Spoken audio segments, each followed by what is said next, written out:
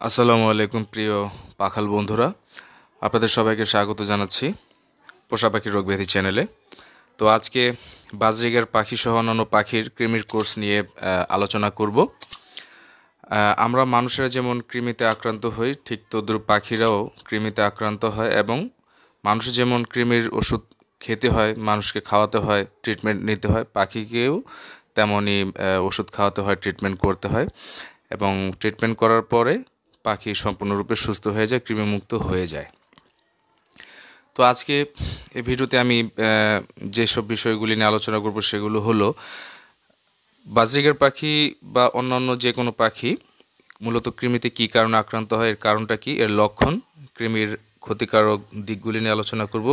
কী ওষুধ খাওয়াবেন, কিভাবে খাওয়াবেন, কখন খাওয়াবেন, কতদিন পর পর খাওয়াবেন এবং কোন ধরনের পাখিকে, কোন বয়সের পাখিকে কৃমির কোর্স করানো যাবে এবং কোন বয়সের বা কোন ধরনের পাখিকে কৃমির কোর্স করানো যাবে না, সেসব বিষয় নিয়ে আলোচনা করব। তো চলুন বন্ধুরা শুরু করি। ভিডিওর শুরুতে ছোট্ট একটি অনুরোধ, ভিডিওটি অবশ্যই না টেনে গভীর মনোযোগ সহকারে দেখবেন। যদি টেনে দেখেন তাহলে এর গুরুত্বপূর্ণ অনেক অংশ আপনারা মিস করে যাবেন। এটা উচিত হবে না, সঠিক হবে না। ভিডিওটি মনোযোগ দিয়ে দেখলে আপনারা অবশ্যই উপকৃত হবেন। তো প্রথমে আমি কারণ নিয়ে আলোচনা করব যে বাজরিগার পাখি কি কি কারণে কৃমিতে আক্রান্ত হয়।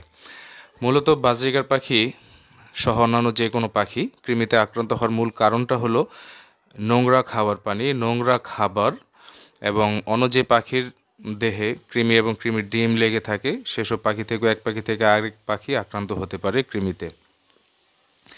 নোংরা খাঁচা ট্রে, নোংরা কলোনি, মূলত নোংরা যে কোনো বিষয় থেকে পাখি, আপনার শখের পাখি কৃমিতে আক্রান্ত হতে পারে। এই হচ্ছে পাখি কৃমিতে আক্রান্ত হওয়ার মূলত কারণ। এখন যদি আপনারা চান পাখিকে কৃমি মুক্ত রাখতে এবং এর সংক্রমণটা যদি কমাতে চান, সেক্ষেত্রে অবশ্যই আপনাকে পাখির সমস্ত কিছু, খাবার পাত্র, পানির পাত্র, ট্রে, আপনার পাখির লফট বা কলোনি করে যদি লালন পালন করেন, সব কিছু সবসময় পরিষ্কার পরিচ্ছন্ন রাখতে হবে, যাতে সেখানে জীবাণু উৎপন্ন হতে না পারে এবং পাখির বিষ্ঠার সাথে যে মলমূত্র বেরিয়ে যায়, মূলত বিষ্ঠা, সেখানে কৃমির ডিম থাকে এবং এই কৃমির ডিমগুলি যাতে ক্রমাগতভাবে আপনার পাখিকে সংক্রমিত করতে না পারে, সেজন্য আপনাকে অবশ্যই প্রথমে যে কাজটি করতে হবে সেটি হচ্ছে পাখির পরিষ্কার পরিচ্ছন্নতার দিকে আপনাকে অবশ্যই নজর দিতে হবে। নিয়মিত পাখিকে গোসল করাতে হবে এবং সমস্ত কিছু আপনাকে পরিষ্কার পরিচ্ছন্ন রাখতে হবে। এটা হচ্ছে প্রধান এবং প্রথম শর্ত। দ্বিতীয় যে বিষয়টি আলোচনা করব সেটা হচ্ছে লক্ষণগুলি কী কী লক্ষণ দেখা দিলে বুঝবেন যে আপনার পাখি কৃমিতে আক্রান্ত হয়েছে। আপনার পাখি যদি কৃমিতে আক্রান্ত হয় এবং সেটা যদি মাত্রার বাহিরে বেড়ে যায় পাখির শরীরে, তাহলে পাখি দিনে দিনে শুকিয়ে কাঠ হয়ে যাবে। পাখির পালক উস্কো খুস্কো অমসৃণ এবং চকচকে যে ভাবটা থাকে সেগুলো চলে যাবে, অমসৃণ দেখাবে, উস্কো খুস্কো দেখাবে, পালক পড়ে যাবে, অসময়ে পালক ঝরে যাবে, বারবার পালক ঝরে যেতে থাকবে এবং পালক উঠবে না। তারপরে যেটি হবে, পাখির উৎপাদন ক্ষমতা কমে যাবে, ডিম বাচ্চা করার ক্ষমতা কমে যাবে। আগে যদি 6টা 7টা ডিম দিত, কৃমিতে আক্রান্ত পাখি 2টা 3টা 4টা ডিম দিবে। এরকম যতটা কমিয়ে ডিম পাড়া সম্ভব হয় ফিমেল পাখি এটাই করবে। কারণ পাখির শরীরে যদি পর্যাপ্ত পরিমাণে শক্তি সামর্থ্য এবং পর্যাপ্ত পরিমাণে ব্লাড না থাকে, পাখি ডিম বাচ্চা কোত্থেকে করবে। কৃমিতে কিন্তু পাখি ব্লাড খেয়ে ফেলে, পাখি রক্ত শূন্যতা দেখা দেয় পাখির শরীরে, পাখি অযথাই ছোটাছুটি কিচিরমিচির করতে থাকে, ঝাপটাঝাপটি করতে থাকে, অস্থির থাকে, খাবার ফেলে দেয়, পানি ফেলে দেয়, অস্থিরতা দেখা দেয় পাখির মধ্যে। তো এই সিমটমগুলি যখনই পাখির মধ্যে দেখবেন, আপনার সাথে সাথে পাখির কৃমির ওষুধ খাওয়ানোর ব্যবস্থা করবেন। আর এভাবে চলতে থাকলে পাখি কিন্তু শুকাতে একটা পর্যায়ে গিয়ে পাখি মারা যাওয়ার সম্ভাবনা থাকে। এই গেল পাখির লক্ষণ। আর ক্ষতিকারক দিকটি ইতিমধ্যে আমি বলে ফেলেছি যে কী কী ক্ষতিকারক দিক হয়। আমি আবারও একটু আপনাদেরকে বলে দিই, পাখির উৎপাদন ক্ষমতা একেবারেই শূন্যের কোঠায় চলে আসবে, ডিম বাচ্চা ঠিকমতো করাতে পারবেন না, পাখি শুকাতে এক পর্যায়ে গিয়ে মারাও যেতে পারে।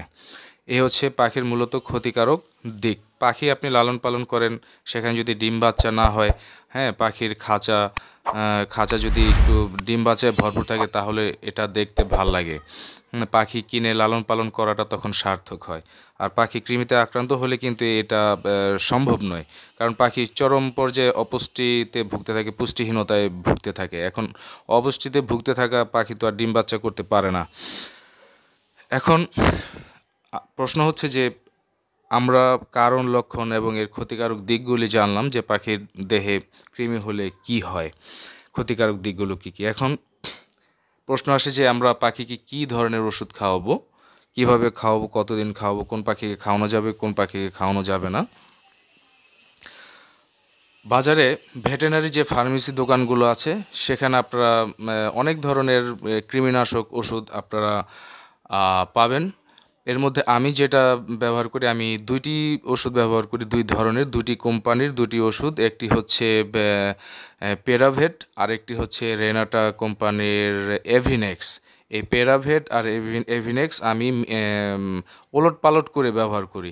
অর্থাৎ এখন যদি আমি পাখিকে পেরাভেটটা খাওয়াই, 3 মাস পরে আবার এভিনেক্স খাওয়াবো, আবার 3 মাস পরে পেরাভেট খাওয়াবো। অর্থাৎ একই ধরনের কৃমির ওষুধ দিয়ে আমি বারবার পাখিকে কৃমির কোর্স করাই না। তো পেরাভেট অথবা এভিনেক্সটা আপনারা সংগ্রহ করবেন ভেটেরিনারি ফার্মেসি থেকে, পেট শপগুলো তো পেতে পারেন।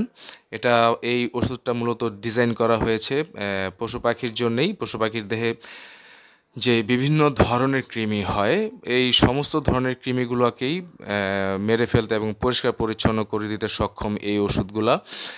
মানুষের দেহে যেমন বিভিন্ন অংশে কৃমি হতে পারে, পাখিরও হয়। পাখির কণ্ঠনালীতে, গলায় কৃমি আক্রমণ করে, পাকস্থলীতে কৃমি আক্রমণ করে, হ্যাঁ, লিভারে, ফুসফুসেতে কৃমি আক্রমণ করে, তারপরে অন্ত্রে কৃমি আক্রমণ করতে পারে, বিভিন্ন জায়গায় কৃমি আক্রমণ করতে পারে, এবং এটি যদি দীর্ঘদিন স্টে করে আপনার পাখির দেহে, পাখির সর্বনাশ করে ছাড়বে। অতএব বুঝতেই পারছেন যে কৃমির কোর্স করানোটা 3 মাস অন্তর অন্তর, হ্যাঁ, অনেক জরুরি, অনেক জরুরি। তো কিভাবে খাওয়াবো আমরা পাখিকে? রাতের বেলায় পাখির লফ থেকে, খাঁচা থেকে সমস্ত ধরনের খাবার এবং পানীয় জল সরিয়ে ফেলতে হবে।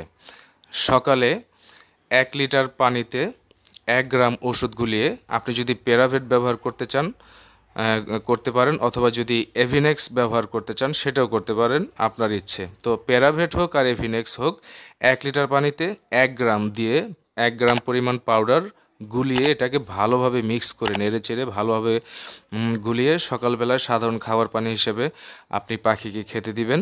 টানা 4 ঘন্টা এটা আপনি পাখিকে খাওয়াবেন, ও নিজের ইচ্ছে মতো ঘুরবে গাড়বে খাবে। তারপর 4 ঘন্টা পরে এই পানিটাকে আপনি ফেলে দিবেন। ফেলে দিয়ে আপনি সাধারণ খাবার পানি পাখিকে দিয়ে রাখবেন, যাতে পাখির গলা শুকিয়ে না যায়। আরেকটা বিষয় মাথায় রাখতে হবে, যখন সিজন একটু কোল্ড থাকবে, প্রচণ্ড গরমের সময় পাখিকে কৃমিনাশক ওষুধ দেওয়া যাবে না, কারণ কৃমিনাশক ওষুধ পাখির শরীরে প্রচণ্ড হিট তৈরি করে, গরম তৈরি করে। প্রচণ্ড গরমের সময় কৃমি ওষুধ খাওয়ালে পাখির ক্ষতি সাধন হতে পারে, হিট স্ট্রোক করে মারাও যেতে পারে। তো ভয়ের কোনো কারণ নেই। যখন একটু বৃষ্টি বাদল হবে শীতের সিজনগুলোতে, শীত আসার আগে, শীতের সময়, শীত চলে যাওয়ার সময়, যখন সিজন ঠান্ডা থাকবে তখনই পাখিকে কৃমির ওষুধ খাওয়াতে পারেন। সকালে খাওয়াবেন, 4 ঘন্টা পরে ফেলে দিবেন। 1 লিটার পানি তে 1 গ্রাম দিয়ে গুলে খাওয়াবেন, বাদ বাকি পানি ফেলে দিবেন। আপনার 1 জোড়া পাখি থাকুক আর 10 জোড়া পাখি থাকুক, খাবার পানি হিসেবে যতটুকু দেওয়ার দিবেন, বাকিটা কিন্তু ফেলে দিতে হবে। ওটা ওয়েস্টিং হবে, ওটার দিকে তাকানো যাবে না। আরেকটা কাজ করতে পারেন, আপনারা যদি কয়েকজন পাখি পালক একই সাথে থাকেন, পাশাপাশি ফ্ল্যাট হোক বা পাশাপাশি গ্রাম, 2-3 জনে মিলে একটা পাউডার কিনতে পারেন এবং একদিনে সবার পাখিগুলিকে কৃমিনাশক কোর্স করিয়ে ফেলতে পারেন। সেক্ষেত্রে আপনাদের একটু সাশ্রয় হবে, যদি এটা সম্ভব হয়। আমাদের এখানে আমরা করি, হ্যাঁ, আমি আর আমার এক ছোটো ভাই আছে, আমরা এইভাবে এক্সচেঞ্জ করে আমরা এইভাবে একসাথে মিলে ওষুধ কিনে আমরা পাখিকে খাওয়াই। তো আরেকটা বিষয় মাথায় রাখবেন, একটা তো বললাম, যখন একটু শীত শীত ভাব থাকে তখন পাখিকে কৃমিনাশক কোর্স করাবেন। আরেকটা বিষয় হচ্ছে, একই ধরনের ওষুধ, একই কোম্পানির একই প্রোডাক্ট বারবার ব্যবহার করবেন না। এখন যদি পেরাভেট খাওয়ান, 3 মাস অন্তরে আবার এভিনেক্স খাওয়াবেন। আবার 3 মাস অন্তর 3 মাস পরে গিয়ে যখন পাখিকে কৃমির কোর্স করাবেন তখন আবার প্যারাভেট খাওয়াবেন।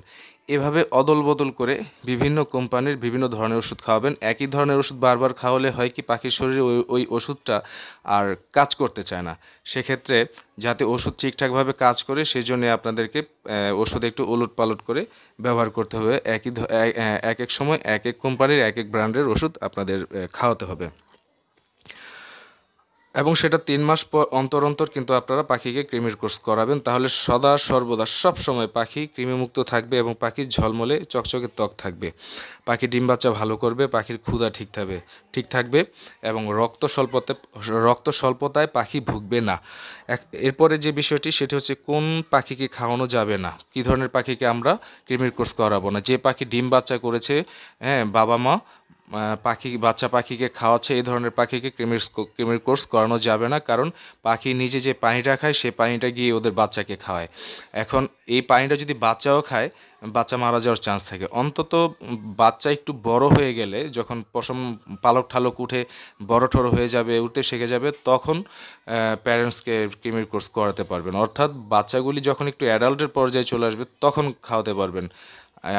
নচেত আপনি প্যারেন্টসকে কৃমির কোর্স করাতে পারবেন না। বিশেষ করে যে প্যারেন্টসের